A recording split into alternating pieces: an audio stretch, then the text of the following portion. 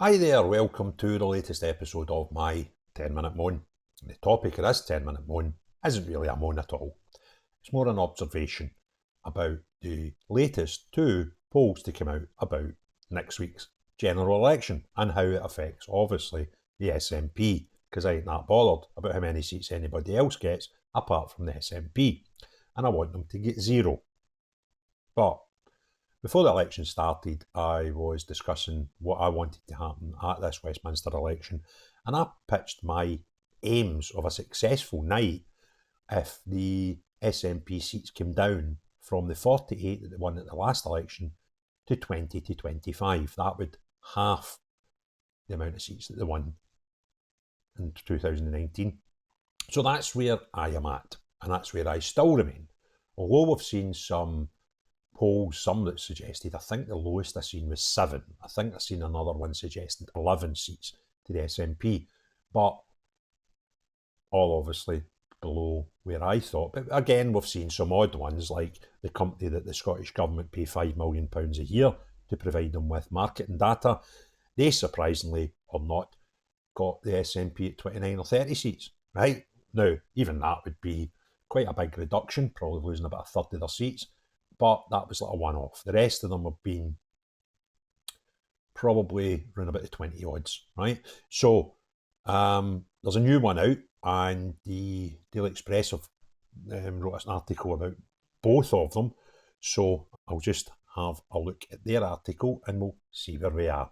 So the SNP remain in course for a dismal election night as new polls show and that bloodbath. I quite like that headline, but then I'm sure this newspaper are politically aligned with me. That's why they write headlines like that. Labour are set to topple the SNP as the biggest party in Scotland, reversing the near wipeout suffered in 2015, shortly after the independence referendum. The SNP remains on course to be almost wiped out at next week's election, according to two new polls. The new polls, which were released on Thursday, that's today, that's yesterday, losing track, showed the Nats 11 and 13 points down on their 2019 showing of 45% of the votes, signalling a potential loss of dozens of seats. And Labour are set to topple the SNP as the biggest party in Scotland, reversing their near wipeout suffered in 2015, shortly after independence referendum. Labour were 15 points up in their 2019 vote share of 18.6. Just get to the figures. In a poll from Savanta out on Thursday, and 18 points up in the Survation survey. The Savanta poll has John Swinneys SNP and Labour tied on 34%, while Survation has Labour ahead of the SNP at 37, playing 31%. So, the Survation survey has Labour at 37%, SNP at 31%, Tories 14%, Reform on 8%, that's come up, Lib Dem on 7% and Scottish Greens on 3%. This would see Scottish Labour win 31 MPs and the SNP winning 17. Now that would be a result. I would quite like that because that's well below what I thought would be a good result at between 20 and 25. However, the one I thought was a bit weird. The Savanta poll for the Scotsman has the SNP and Labour tied in 34%, with Tories at 14%, Lib Dem 7%, Reform in 6%, Greens 2%.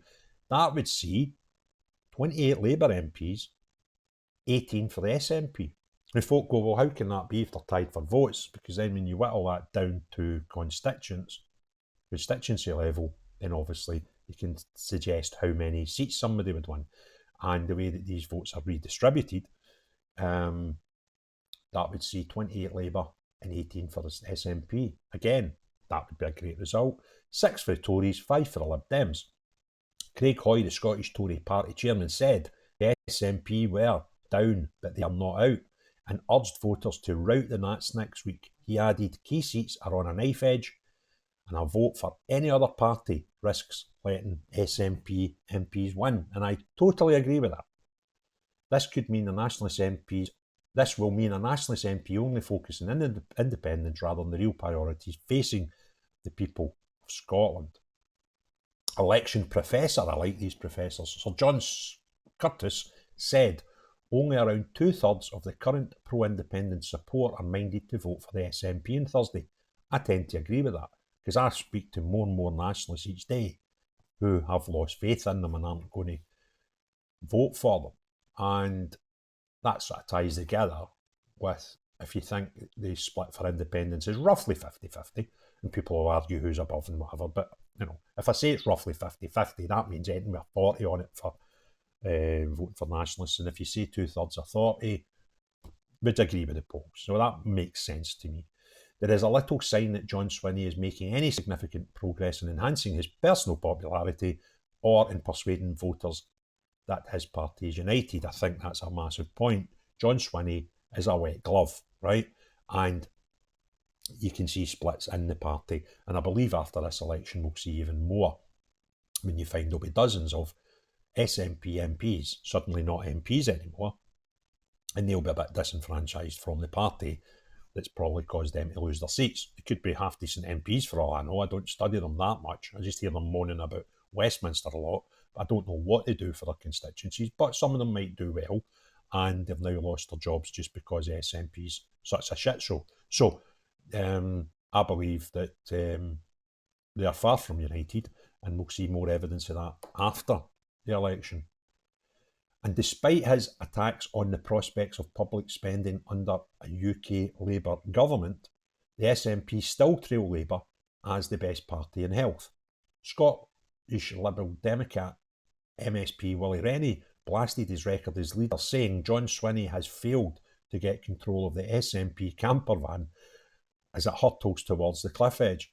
There was big hopes and he could recover the fortunes of the SNP, but he has failed to attract disaffected back. And I kind of agree with that as well. I'm speaking to more and more nationalists as this campaign goes on.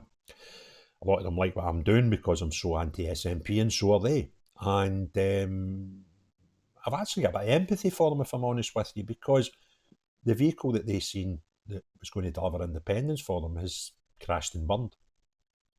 And independence is probably not going to happen now for any foreseeable future, if it's to happen at all. And the thing that should have delivered it or could have delivered it for these people is just rotten and rotten to the core. And people don't trust them, they don't trust Swinney, they don't trust the party. Although they might still have ambitions of independence, they feel very much homeless politically and they don't know who to vote for.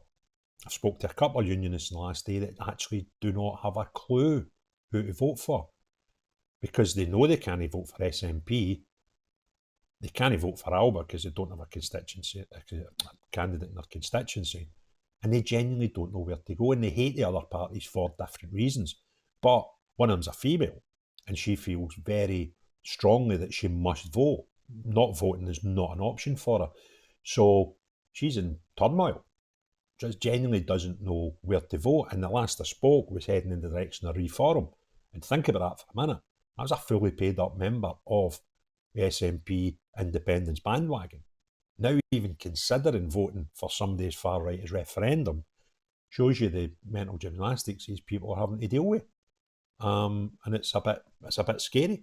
So who knows where the election's going to end for the SNP? I mean, the big question of who's going to be the Prime Minister, that's done. That would take some cataclysmic event for that not to be Keir Starmer. But in Scotland, how these seats split is very, very important to lots of people.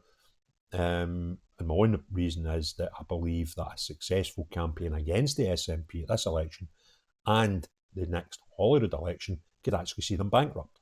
So it's great. And, I think they're definitely going to lose seats. They're definitely going to lose lots. It's just depending on where's it going to be. And it's still, like this poll here, suggesting under 20. I would love that.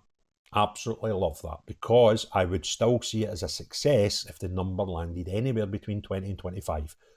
That would still be a fantastic success for people like me and many nationalists, to be fair, who want to see the demise of the SNP, because they are rid rotten. So, enjoyed the video? Please give it a thumbs up. If you've not already done so, please consider subscribing, and as long as you're no John Swinney, the SNP, or any of their ever-decreasing number of remaining cult members, see everybody else. Have a great day. Cheerio bye now.